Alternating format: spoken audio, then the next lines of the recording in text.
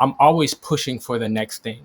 Not that that's not present in yoga, because I know it can. There's parts of it that for myself, there's parts of it where I really do challenge myself and push beyond what I do. But just knowing that where I'm at presently and just being here in this moment is all that I need to be. And it's really empowered me beyond all the thoughts or the stereotypes of what I should be as a man and how I'm supposed to show up.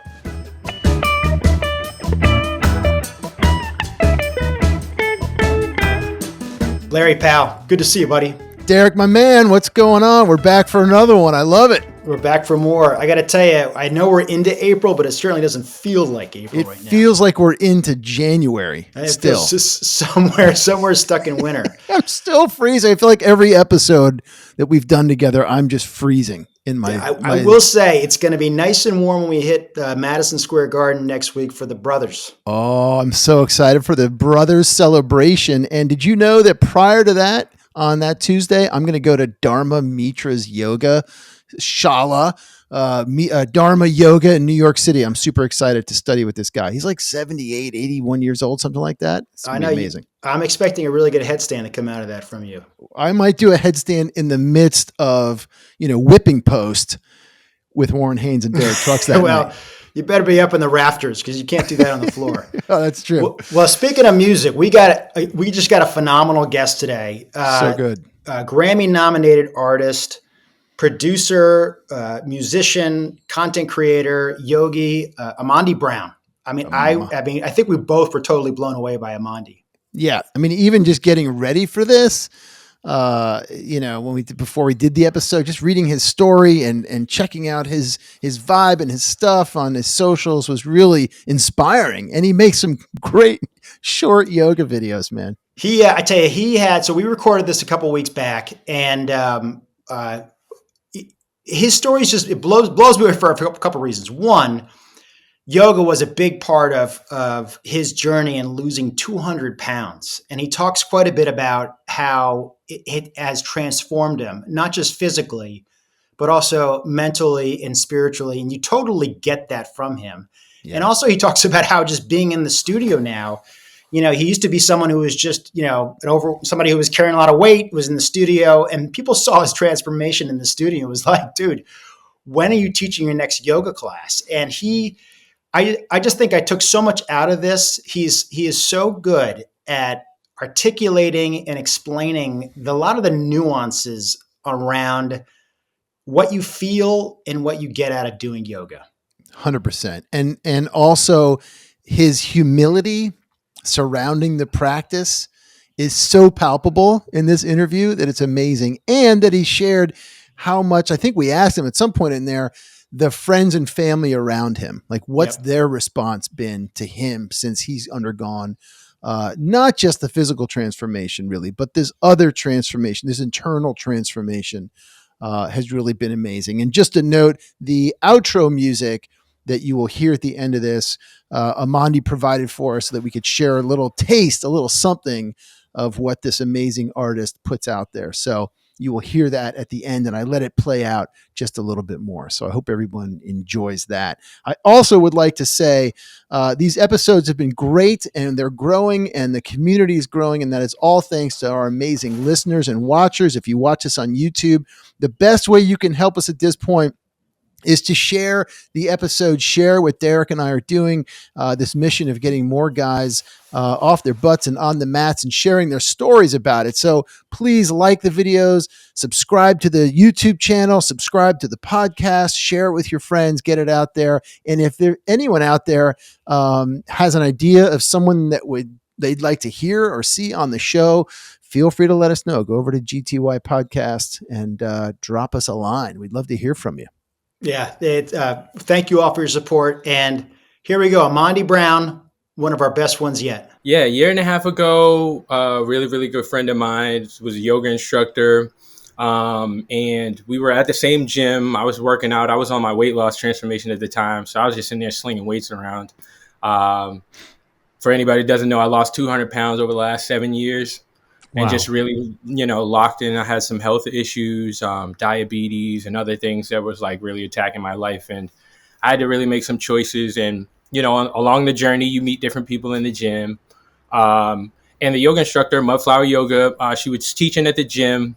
I started filming some content for her, just looking to build stuff. We were coming out of the pandemic and stuff like that. Things were slow. People were looking to do different stuff. And I was filming, but never got on the mat. Never had the desire, with a class full of just women. It was just never intrigued me to go, I want to fold like that, or what have you. And then I had, went away. I did a fashion show, and one of the models was going away to Costa Rica to do a retreat for yoga. She was like, your spirit is really good. Like, I see a weight loss transformation. Like, I think you would really work well in like restorative, like just, let your body just kind of come back down. You're beating yourself up in the gym every day. And I was like, okay, maybe I'll consider it one day. And for my birthday, she sent me a trip to Kripalu to go to this men's retreat for yoga. And it was almost like a whole year later. It was for my birthday. And she goes, I think you would really benefit from this if you just went and relax for 5 days.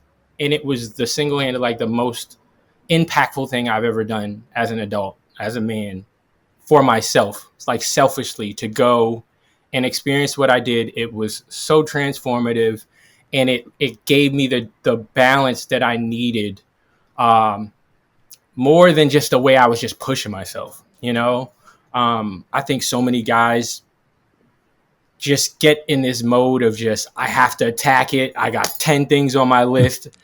I cannot complete the day without having them all 10 done. Like, there's no wiggle room.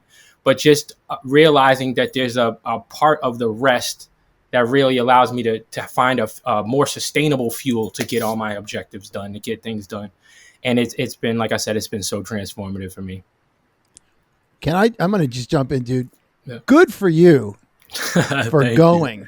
Good for you for getting out of your own way and accepting that you needed to try something and that you were curious enough, and in a way sort of self-confident, self-centered enough to be like, I need this. I want to go try it. That's awesome. Because I don't think a lot of guys would step out of their comfort zone to do that. And it wasn't easy, dude. Like, literally, I was at the gas station on the Mass Pike coming from Boston, getting ready to drive down to Berkshires.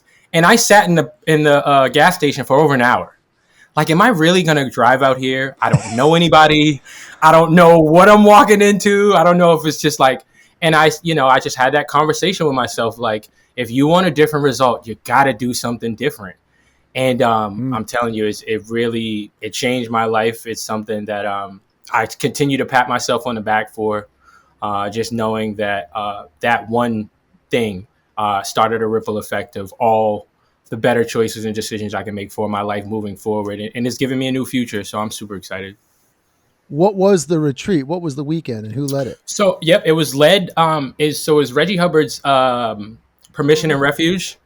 And unfortunately for me, Reggie wasn't there because he had some health issues. He actually ended up having a stroke, so he wasn't practicing. But I got to meet with Timothy and with Danny Fluker. They ended up leading the retreat. And Danny Fluker actually has Black Boys Ohm, which I'm doing my yoga teacher training through. And I connected with those guys, and they're like a family of, I've never met a group of individuals that could be so different, but so like-minded, coming from all different walks of life, but just, men of color, we got together and we really dug deep and got into a little bit of the shadow work as we relaxed. And it opened the Pandora's box to just go, fall into it, man, and see where it takes you. And it's been a beautiful trip so far. Fantastic. So what was a big part of yoga, as we all know, is listening to what your gut's telling you, going with your intention. Yep. What was it when you were sitting there on the Mass Pike and you were thinking, like, am I really going to do this? What pulled you to go ahead and continue and keep going to Kripalu?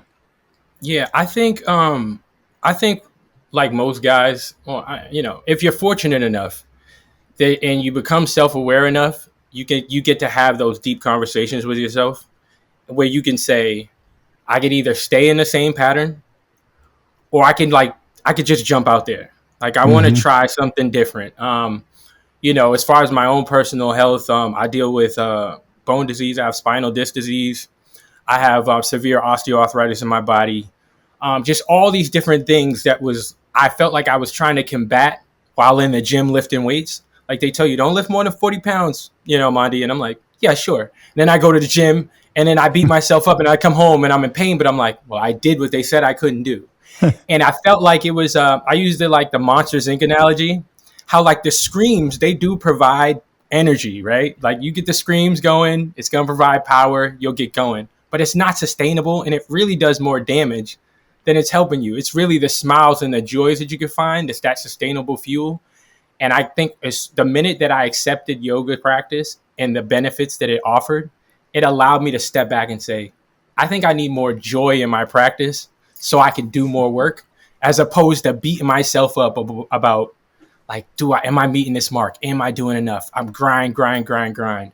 And I don't know if that quite answered your question. I don't know if I started rambling, but it does. I would just go a little bit further. Like, what do you think it was? What was it about yoga that you think it allowed you to say, there's something in there that I think makes sense for what I need?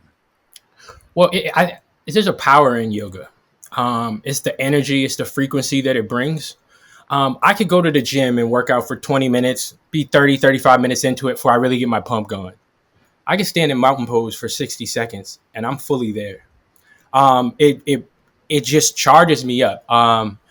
Yoga just allowed me also to accept everything about where I'm at in the present moment. I think a lot of the times when I go in the gym, I'm thinking about a goal ahead. If I do this, I'm trying to get this. I got this aesthetic in my mind. I got this look. I want to be able to lift this certain amount. And when I show up as myself within yoga and know that the minute that I stand there and I surrender to the mat and I breathe, I'm 1000% fully in my practice. Where it doesn't matter what I look like when I get into it. It doesn't matter what it gives me that balance and that stability that I really don't have outside of the practice, because I'm always pushing for the next thing. Not that that's not present in yoga, because I know it can. There's parts of it that for myself, there's parts of it where I really do challenge myself and push beyond what I do. But just knowing that where I'm at presently and just being here in this moment is all that I need to be. And it's really empowered me beyond all the thoughts or the stereotypes of what I should be as a man and how I'm supposed to show up. Mm-hmm. Mm-hmm. Isn't it amazing that it's a simple thing that you're describing, yet we can't let ourselves have that, number one, every day, number two, in the gym. Yeah. Like, you can lift weights applying those lessons, right, that you learned on the mat, but we can't do that. We gotta it's too many do eyes something on different, us. right? Yeah. Too many eyes. Yeah, exactly. Too many eyes. I got to reference something really quick, and Derek, I might have brought this up in our last interview, but Amandi, are you familiar with Rolf Gates? No, I'm not familiar. He runs he's in charge of the whole yoga teacher training program at Kripalu. Okay, wrote a great book that you would love. Yep. Called Meditations from the Mat. Yep. If you haven't gotten that book, you need to go get that book, Meditations from the Mat. Okay. And in it, and he said, I just posted a video on my channel about this. He's got a quote that's basically along the lines of like, years of rigid self-discipline don't make a sustainable practice. Rather, the curiosity and the desire to know more is what will create a sustainable practice. And that's like exactly what you're talking about. It's going in there and trying to punish yourself at the gym is not going to work. But as soon as you open up to the possibility of like, I'm going to go on this retreat, I don't know what I'm walking into. Oh yeah. Change your life. Change my life, dude. I never, it's so funny because, you get into the practice and you find out like, what's my angle? What's my area? Like, what am I really interested in? Right. How do I even tell somebody I'm interested? Like I tell my friends, they're like, yo, you doing yoga? Yo, man, when I just lay back, they're like, what? Like, I can't really put it into words specifically, right? But the more I get into the practice, I appreciate even the word flow. As rigid as my schedule is for what I want to do, if I have a routine when I go into the gym, but when I go into the yoga studio, how does my body want to flow? That self-assessment that I go through first as I'm doing a stretch and I'm saying like, what do I need today? It allows me to flow and not just be so rigid and set on what I want, but giving my body what it needs. I'm paying attention. I can hear that inner voice. I can hear my body telling me, you know what, today, this back is really tight, man. let's get in some twists here. Let's go over here. And then I get up and I'm charged up. Like, you know what I mean? Like I lifted the whole gym up. It's just, again, tapping into that alternative fuel and seeing that this is so beneficial for you just by being curious on the mat and saying, let me surrender here. Let me not think I have all the answers. I got the plan to figure it out. If I grab a dumbbell and curl it, I'm tough enough for the day. It has nothing to do with that. You may need to lay back and drop a few tears. I know it may not seem traditional, but maybe that's the room that you need to push forward to get to where you need to go. And yeah, man, I want to see less guys struggling in that area. You know what I mean? Yeah. And trying to adopt the better practices for sure. So you mentioned balance and stability earlier. How would what does balance and stability mean to you with yoga, like literally, and also figuratively speaking as a metaphor, just, being a human being who's learning and exploring about who they are and where they are? Physically, through yoga, it's been a beautiful humbling for myself, finding balance on the mat. Knowing that I could do so much physically, whether it's moving something, but just being able to plant on one foot and to go into Warrior 3, and to find this, balance, you put all the weight in your chest, like trying to find that balance to know that I have stability. I also have a total right hip replacement. So all these physical challenges was like, I want to achieve physical balance because I don't want my mind to ever tell me that I can't do something. I think that's the beautiful advantage because I'm working all the small muscles in my body to find balance, even though I may have a part of my body that may be prosthetic or doesn't fully function. It's giving me the extra fuel to say, man, like I actually found balance in this pose today. I can go back into a lunge and find security and know that I built my body and my strength up enough to do the impossible. So I love that beautiful part about channeling myself and finding the balance in the physical practice of yoga. The mind, body, and spirit balance that I find through yoga,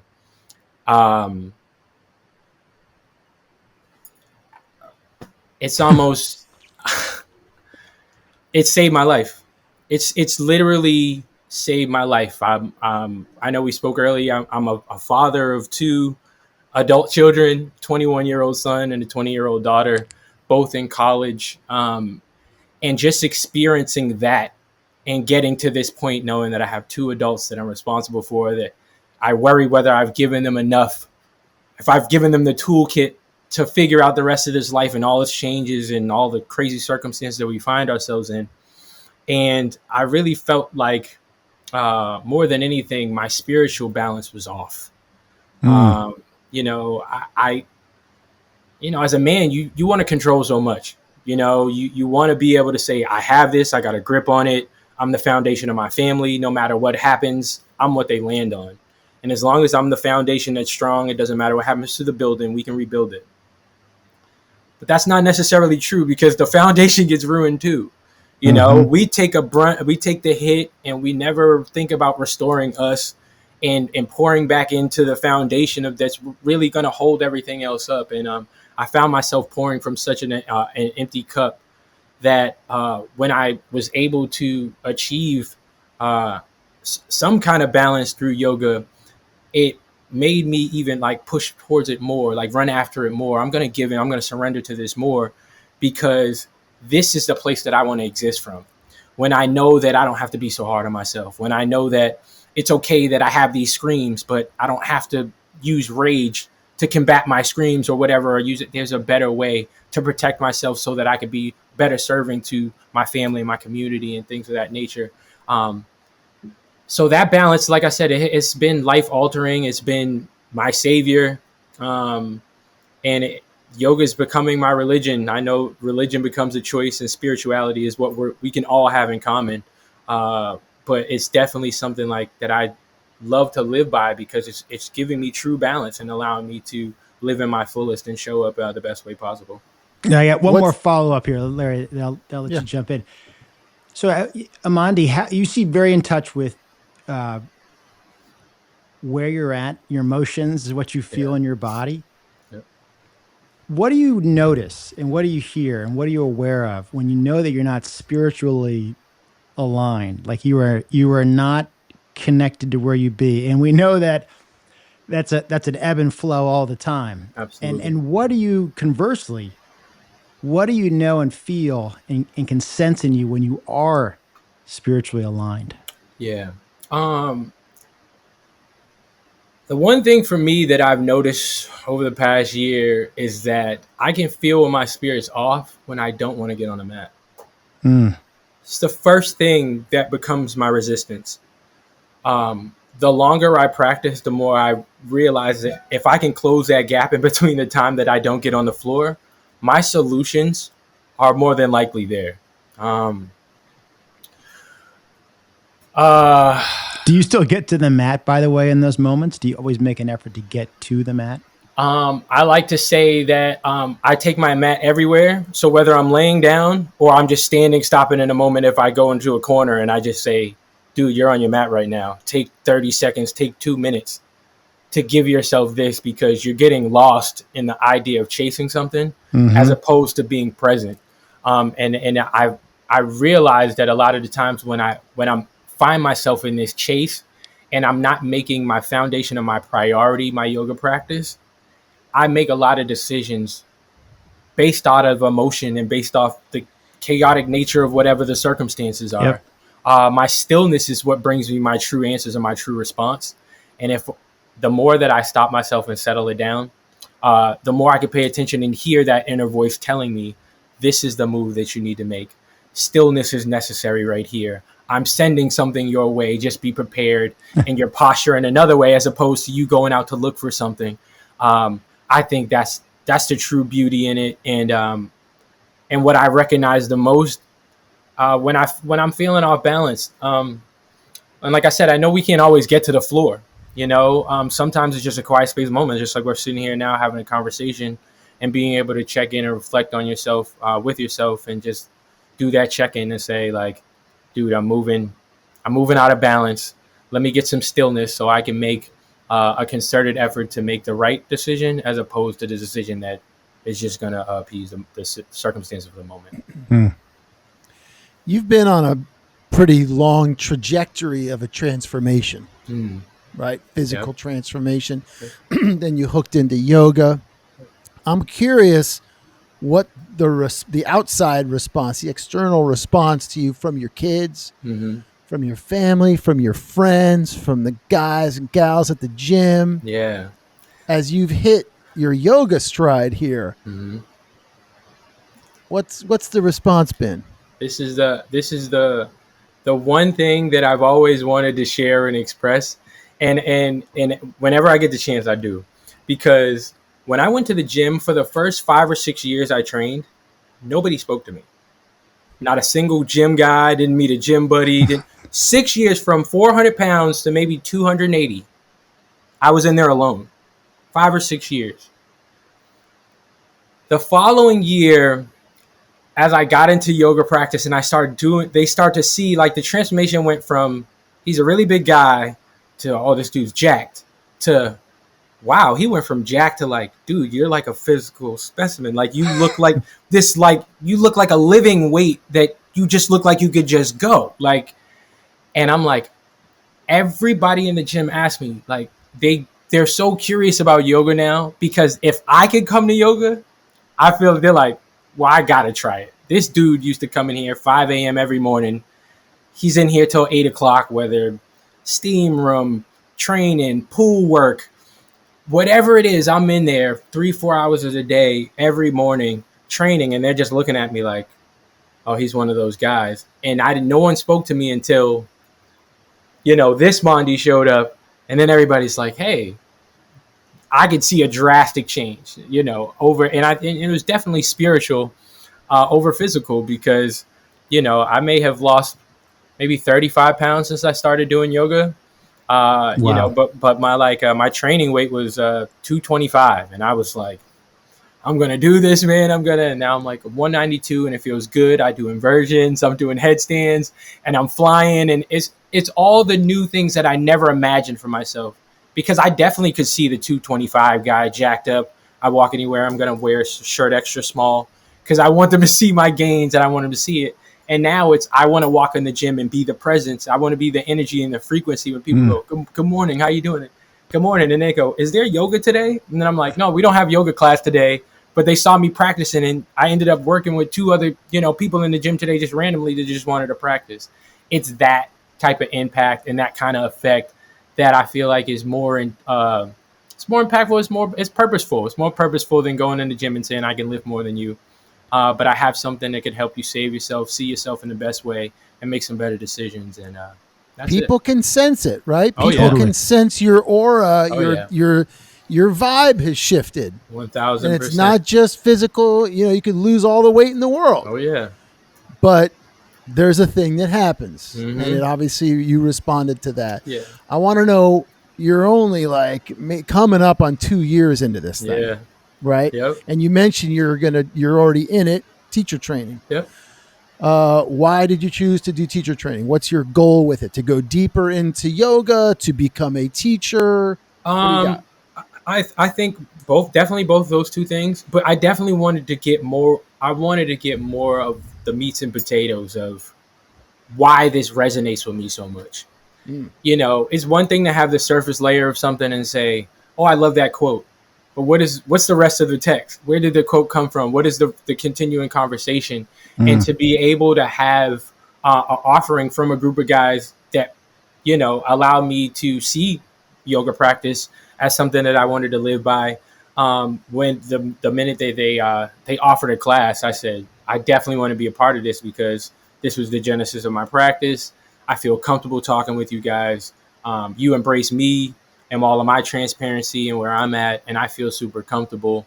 And it's worked out great. It's a self-taught course, but the supports around it are really wonderful.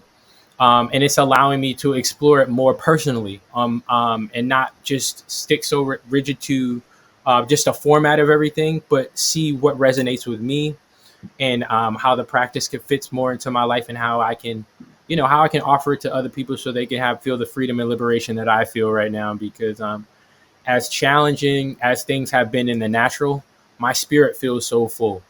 And I think that's what we really need to get through, the world we live in today. The matrix is super complex and powerful right now. And, trying to see life and be, the light of the world is more difficult than ever. But this is a beautiful practice to have. And it's allowing me to see that more into fruition than ever. So I got a couple questions to follow up on that. We'll start with the material world first here. So in the gym, yep. How have you noticed how has your yoga practice help you become more aware and feel your body more and really dial into the kind of weight work and fitness exercises that you were doing before? How has it tuned you up and really allowed you to focus? Mind and muscle connectivity on a whole nother level. Yoga practice has elevated that. I think we get in the routine of lifting and regular regiment when you can do something, you focus. But yoga anatomy has taught me that I really don't know that much about my body. As much as I've gotten it to respond, but to know it was tough for me to, to bend my elbows a particular way when I'm used to my elbows kicking out, but then folding them down here. Just understanding the body more has allowed me to connect to my exercises more. Now when I'm doing spot specific training, or if I'm on the preacher bench and I'm doing isolated curls, just knowing that I don't have to pick up a heavier weight. That's the one thing that's been golden. Totally. 100%.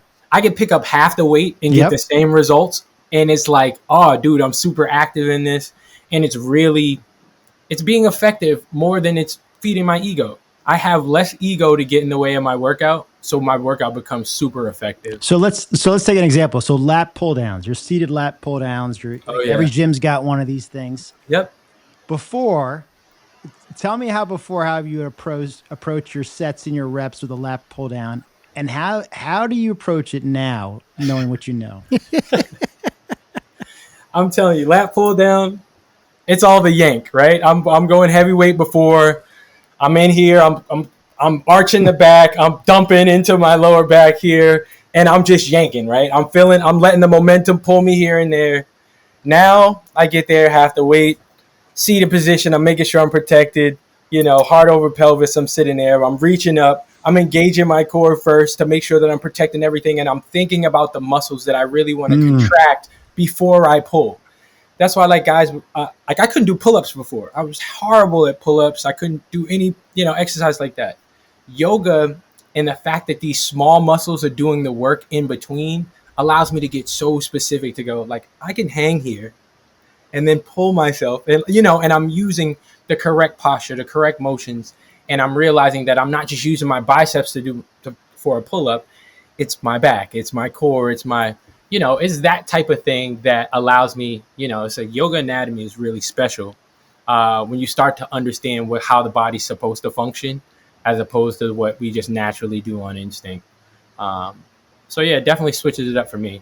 Well, I tell you, one thing I noticed with lat pull downs, and I too do not use the same weight as I did before, is I'm much more of a deeper breather with lat pull downs. Part of it is letting the rib cage open up three-dimensionally, feeling the diaphragm, come all the way down and inhale, your diaphragm contracting, the pelvic floor contracting on the exhale.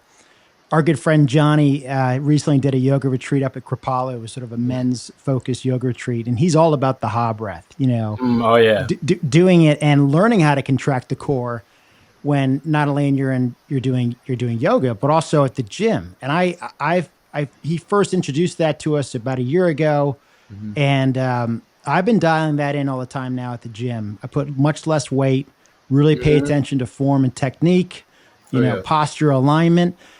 And man, if you don't get some kind of crazy workout working on a deeper level. Dude, like breath work has replaced my pre-workout in the gym.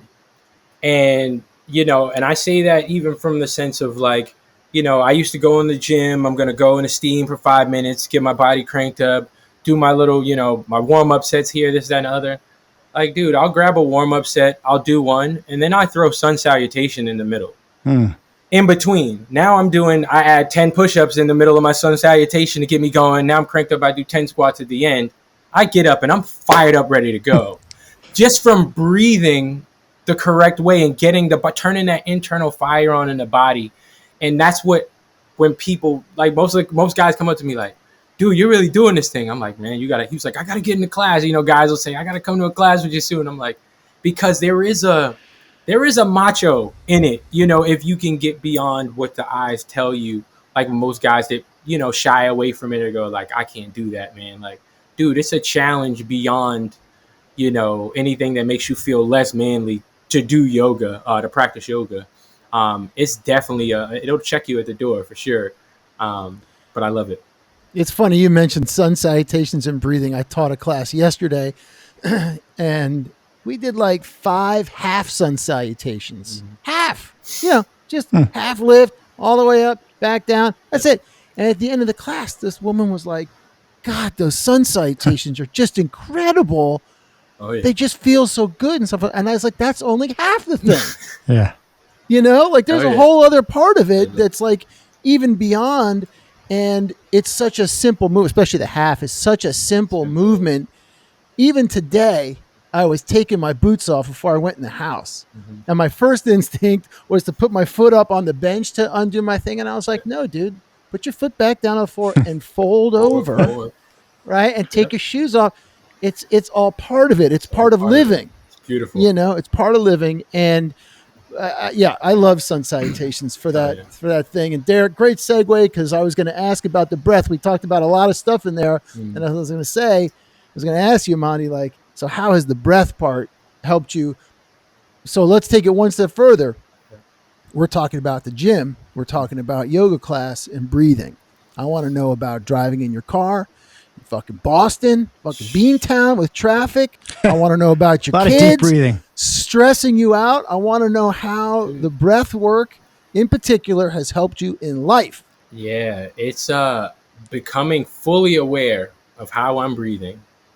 And to know that I've existed for so many years in fight or flight. I mean, just chest breathing, just everything, just everything, and thinking it's normal. Like to even when they like feel your stomach expand on the inhale, and I'm like, what? No, my stomach stays clenched when I inhale. I don't know what you Exactly. mean. I don't, Yeah. and it's definitely, you know, there's so many stresses going on. Like I said, being a dad, a musician, traveling, dealing with my parents and them, the health with that. If I didn't have the awareness of breath, the breath work, and being able to recenter myself and to come back down from all these, heightened places, um, it's a beautiful thing. I live in Shavasana as much as I can.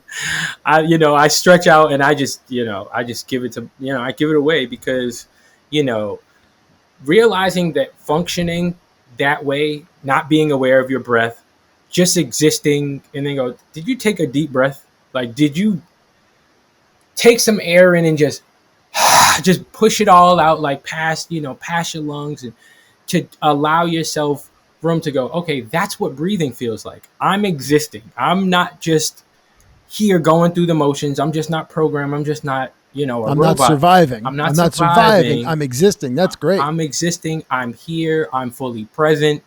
And I have a purpose beyond what's happening next. There's something for me to do right now, and I'm missing it being consumed in everything else. The breathing has really allowed me to pull myself back from those spaces because we're living in a fast-paced world. Like nothing really slows down. I mean, I think that was the most transformative thing about even going to Kripalu or any kind of retreat that feels like that. When you completely detach from the world, from like the vastness of everything that's going on, and you see like I can exist without this speed. I don't have to be going 1,000 miles an hour to try to get to where I'm going. I could take a minute to breathe, to settle myself down, and make a plan, make a structure that's something that's going to be more beneficial. Because erratic decisions and emotions that are all over the place, and just being unaware, causes more problems. And stress is killing us, taking us out one at a time.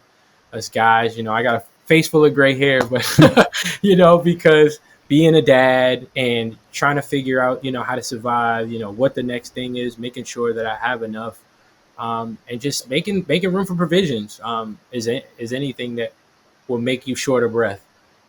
So making my intentions, to allow myself space to recognize my breathing and to adopt these practices and put them in. I do every hour on the hour. I'm doing 10 minutes of focused breathing, like just square breathing, just 4 in, hold, 4 out. Yep. Like I just square breathing. Box 10 breathing. minutes. Yep. Just like come on, like because I didn't realize how much I could be consumed by just my regular program. Yep. I can have a plan to do something at 3:30, and then I'm just something else comes up, and then you forget, and then you try to circle back. Just those quick reminders of box breathing just allow me to go, okay, well, what did I do in the last 2 hours? Was it effective? Was it efficient? Do I need to pivot anywhere? Do I need to change my posture and focus and work on something else? So those good self check-ins, the breath work just allows me to, just that, to check in, reevaluate, reassess, and then re-engage. Awesome. So I got a question. We're all at midlife, my beard isn't quite as impressive as your two beards. You guys are beasts. How does this intention, this yoga, this thing you found, not even a year and a half ago, how has it changed your perspective and expectations about the next 20 or 30 years, about the arc of getting older, a body that's changing? Yeah. How has this changed your expectations and perspective on, the rest of our life on the other side of the pond here? Yeah. No, wait. Can I ask? Can I just ask? I'm going to put you on the spot, dude. Yeah. How old are you? I'm 42. 42. Yeah, Okay. 42. All Yeah, right. I'm 42. I'll be 43 in May. Okay. And I've got new life, man. I have a completely different perspective on life. I feel like I was reborn. I'm a kid all over again. The curiosity of being young, and that curiosity I had when I was a kid, I have again. I've shown myself that age is only how I feel. To be able to do some of the things that I can do now that I didn't imagine at 35, at 30 years old that I couldn't do. Again, it's a little different for me because I think my young adult years, I was so big that they felt like they were the end too. It felt like they just felt like a drag. Like, I'm a dad, I got 2 young kids. I can't play sports anymore. I'm not physically active. I was kind of just dragging through life. Yep. And even with the carrying the weights and, carrying the bulk body was tiresome. It was like a beat down on my body. I was like, I don't know if I can do this for I'm not going to be Arnold Schwarzenegger for like another 20 years. And just like, I don't feel that either. But yoga I'm rejuvenated, man. Like it's allowed me, not even just in my physical body, but my spirit just has so much hope for what I make the best of my days that I have. I think being young-minded, we're always looking up the next thing. Like, I need more and more and more of this. Did I hit this goal, but what's the next goal? Now it's more of a situation where I enjoy the fact that even in my rest, that I find a better version of myself, in my stillness, in my consistency to the practice, the repetition of just holding a pose for a few minutes, as opposed to doing something else, just knowing that resilience is what is going to keep me young and keep me energized and know like, dude, I can do anything. So it's definitely something that's going to make you feel young, and the physical business, even actively, like, in your relationship, it works, dude. Like I'm feeling young again. That's all I can say. I'm feeling young again. So Amen. For sure. I got to tell you, so my sense is not only you are someone who physically embodies, you're enjoying the practice, you're feeling the practice. I know that emotionally and spiritually, you are someone who's just super receptive. I mean, and that's probably something you've always had, to spirituality. I also get the sense that intellectually you're quite curious and into a lot of this stuff, which this is one of the wild things, that it just makes this stuff endless. And I don't mean just yoga. I mean understanding how the brain works, not just from a philosophical Eastern sense, but literally like from a Western sense, the parts of your brain, how they interact, the neurotransmitters and hormones. And then also just looking at spirituality across the board, Christianity, Buddhism, Hinduism, and then just all the philosophical stuff. I just think this stuff is endless. Oh, yeah. And so no matter how old we get, no matter how much we slow down, and no matter how much we got a replacement part in our hip or our shoulder, you can keep just breathing this stuff for the rest of your life, and it'll be endless. And and if you have that curiosity and you get excited about connecting the dots and being receptive to the change, it's totally endless. Oh yeah, man. I've definitely found a newfound love for neuroscience.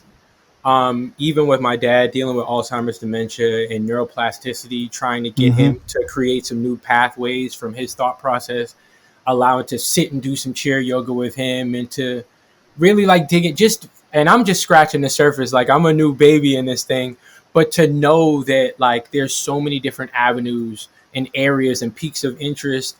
I grew up a preacher's kid. My mom's an evangelist. I grew up heavy in Christianity. So the spirituality part was never an issue for me. That's like the core of who I am, is what was taught to me.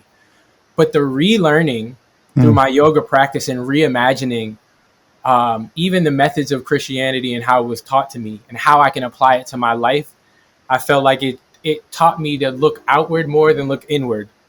Even in comparing the two. And I don't like to, to each his own. Like, I really feel like sometimes religion is our big divider, right? When spirituality is that's our commonality. We all are spiritually connected. And if we can find, our commonalities there, we don't even have to worry about the indifference of religion so much, because we're trying to get our hearts corrected, and I feel like that's what it's allowed me to do. It's given me a newfound compassion for people that haven't been taught the same religion or the same practices that I have, to be able to embrace them, to see things from another perspective. And it brings and creates true community, as opposed to, like I said, we're consumed in a world of division right now. So just the fact that I could deep dive into just to all the areas, whether it be spirituality, neuroscience, whatever it is, this practice offers so many different segues into different principles that you can get into, that I love it. I feel like I'm never going to stop learning. It's the thing that's going to keep me young. I'm not even I wasn't a super reader or a super like, I love information that's useful. I don't want to sit there and, well, give me the meat and potatoes. Like, well, how can I use this, because I'm consumed with a lot and my brain does a lot, even as a creative. But I don't feel like I miss anything with this practice. All of it is good. Even the parts that seem unfamiliar to me or the parts that I've never even explored, are the things that keep me intrigued. So I definitely want guys to get more tapped into it. Just stepping away from yoga for a moment here.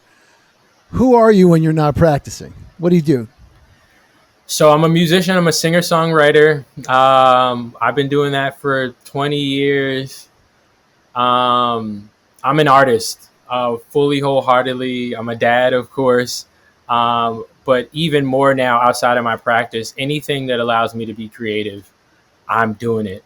Whether it's film work, doing content, shooting content on other creatives, and building community. People ask me what my job is all the time, and it's to be a humanitarian. I feel like my job is to be what the world is missing. Of course, there's other things that we do to pay the bills and things like that. But anything in the creative space, visual art, anything that keeps my mind open to new possibilities. And that's a newfound space. I think before that, I was just a stressed out guy trying to figure out how I'm going to survive. And that's the answer I would have gave you.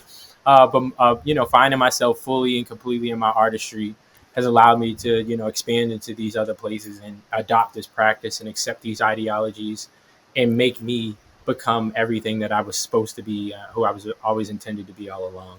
So I got a 2-part question to follow up now. Mm-hmm. Derek and I are big music fans. Yep. We've seen some shows together. We talk about music all the time. We're sharing songs and shit. Yep.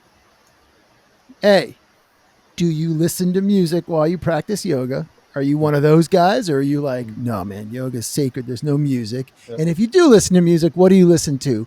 Give us a couple of things you listen to. Okay. So when I listen to, a lot of the times when I first started practicing, I would listen to nature because I couldn't get my brain to stop. If I listened to any other kind of music, the rhythm of what I wanted to do to the music would take over, would throw me out of posture. I couldn't find balance. Right? So it would be just nature sounds. I need the right frequency to allow me to tap in. Now, I do. I allow instrumentation to drive me sometimes because I know what emotions I want to come out when I'm practicing. I don't listen to a lot of music with words right now when it comes to, but I'm definitely, I'm going to put on a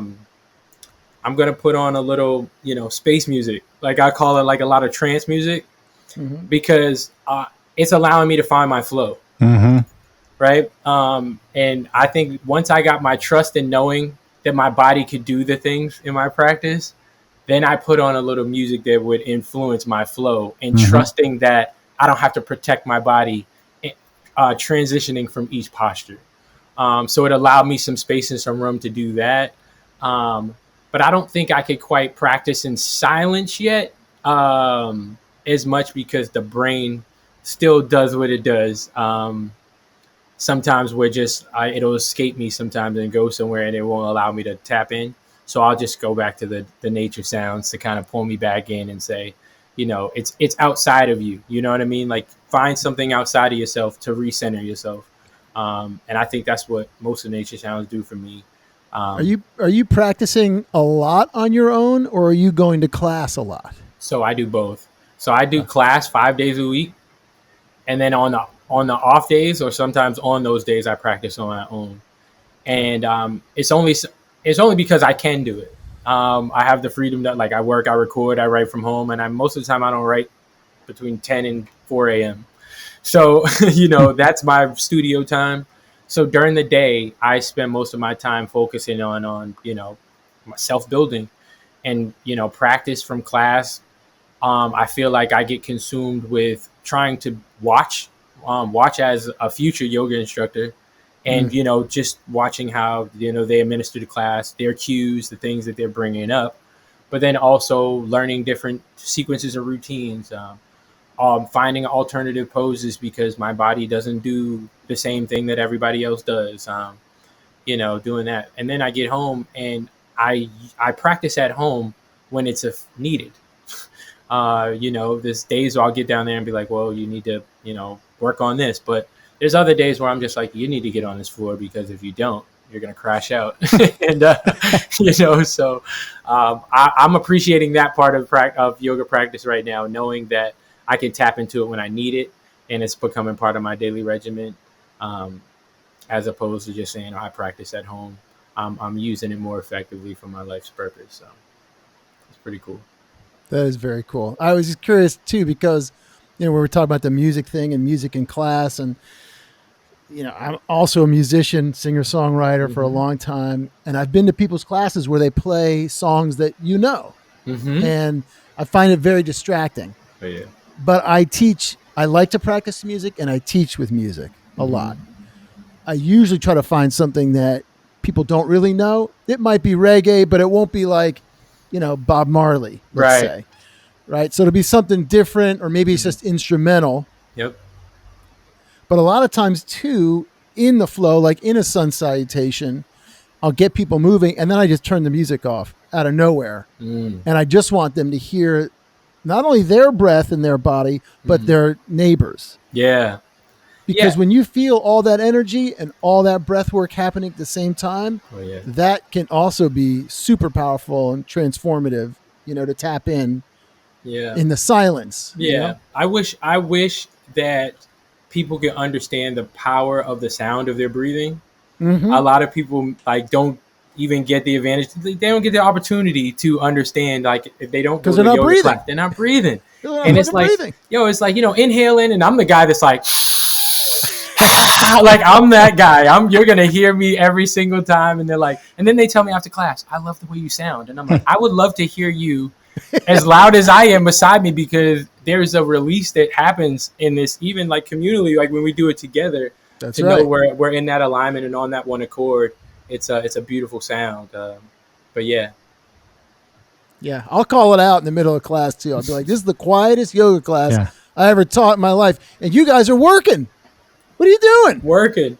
And they refuse I'll to tell breathe. people it's 60 minutes. 60 minutes of the day. That's it. Just commit to 60 minutes of breathing. That's it.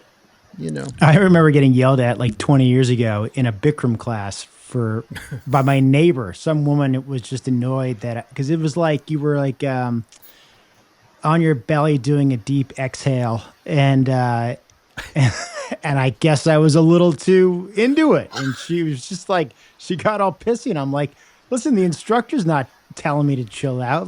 Stop policing my practice. Exactly. So you should be so tapped into your own that you don't even hear me. I know. I'm sure she was working on something. I give her compassion. There we go. So Amandi, as we look to close here, if you had to make 2 or 3 suggestions or want to share 2 or 3 thoughts to guys, on why they should be doing yoga. These are guys who've never tried it, or guys who've done it once or twice with a girlfriend, or maybe their wife dragged them there.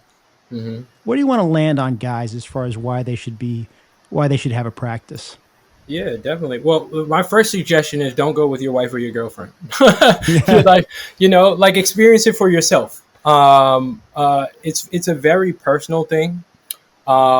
If I feel like it's the thing that's going to elevate your practice. It's something that takes your workouts, your lifts to the next level.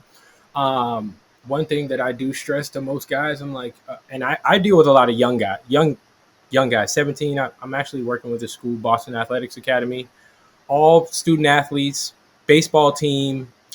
They work with MLB players that have all played in Major League Baseball, and they come back and they're teaching these kids that it's an alternative high school. And they're super interested in yoga. And I tell them all the time, I'm like, all your favorite athletes do yoga. This is the hidden gem this is what nobody wants to tell you that they're doing in in silence. I listened to a guy the other day talk about teaching Tom Brady yoga back in 2003 and 2004, and he would walk into class, and I was watching that, but it's like it's the thing that really, it's the extra thing that really pushes you over the top. I would tell you to not worry about any preconceived notion about what yoga is. It's going to tell you more about yourself than what you think you want to know about it. And you don't have to worry about trying to do yoga, because yoga is going to tell you who to be. And I think the more that you can, fall into that and give it a try, you'll see that you're capable and your potential.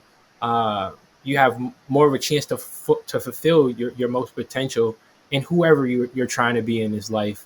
I just think, guys, we have a very basic ceiling when it comes to health and wellness and fitness, in general. Like we cut the ceiling at, if I go 4 days a week and I go for an hour, 45 minutes, and I lift whatever, I'm sufficient enough I can sustain.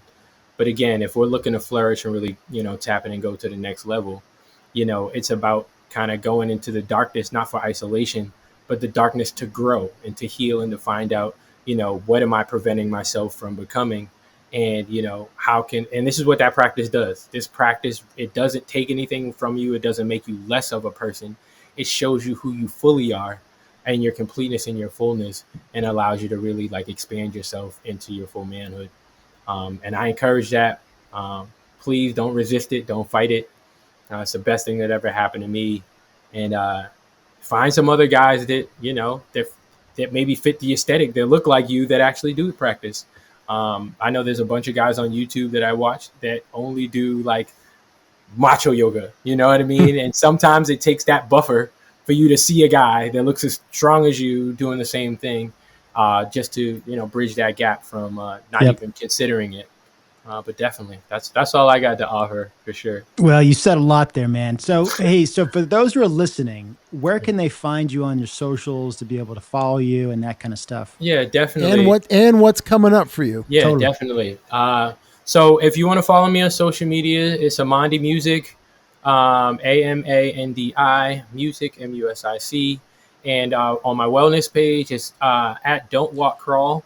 That's a cognitive wellness company that I started with my brother, Ace Eversley. And it's just a community of people that are looking to get their minds right so that their bodies can follow. A lot of people get afraid of the first step of what it takes to do something. So we don't worry about the first step. We're just going to crawl there. So it's don'twalkcrawl.com. Come join the community, sign up. It's free. We got links on there because we're going to be at the Berkshire Yoga Festival coming up in June. Super excited about that. And a couple other classes and stuff I got going on in there as well. There's just a bunch of stuff on there for services. If you need any kind of assistance with your wellness, just go on the website and check it out. And hopefully I can meet some guys there. I got one last one here. The Berkshire Yoga Festival. Yeah. What are you so excited about? This is going to be my first yoga festival ever going to. So that's one. Two, just meeting all the different people, all the different practitioners, all the different people that just are like-minded of the community. I got it in such a small dose. When I went to Kripalu, it was a section of people, and I'm like, man, I want that feeling back again of being around this energy of so many people that are all on one accord and just super aligned. And then being able to tell my story and to know that it's going to be embraced by so many people, and to know that that I'm embraced in the world of yoga and within the community. I'm just looking forward to it, just being around the people and experiencing a few days of just a good, deep education on, something I just haven't experienced before. That's awesome. Yeah. Very good. Well, it's so great to finally connect. We know we're going to see you again. I guarantee that. For and sure. Love hearing your story and having you share it with our audience. So thank you so much. Thank you so much for having me. I'm so grateful. Hearts full of gratitude. Thanks, guys. I feel even empowered after this. I feel like I'm in the right place, and you guys make me feel at home. So thank you. You're very welcome, man. Thank you. Appreciate it. Where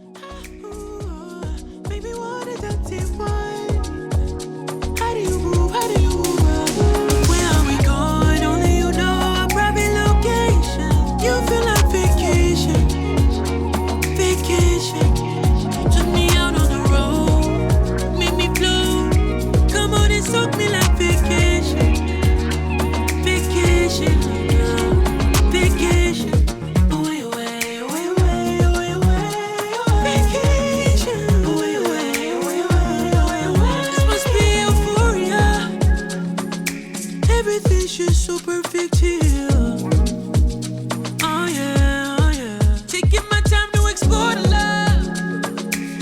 like the glove, perfect fit right here.